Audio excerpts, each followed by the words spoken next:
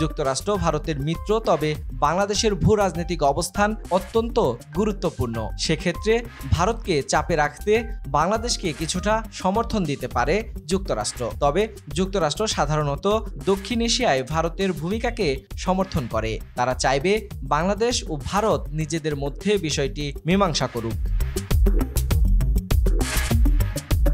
Russia ঐতিহাসিকভাবে ভারতের মিত্র, তবে বাংলাদেশের সঙ্গেও সম্পর্ক ভালো।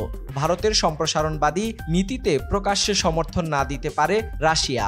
বাংলাদেশ যদি রাশিয়ার কাছ থেকে সামরিক সহযোগিতা চায় তাহলে রাশিয়া আগ্রহ দেখাতে পারে।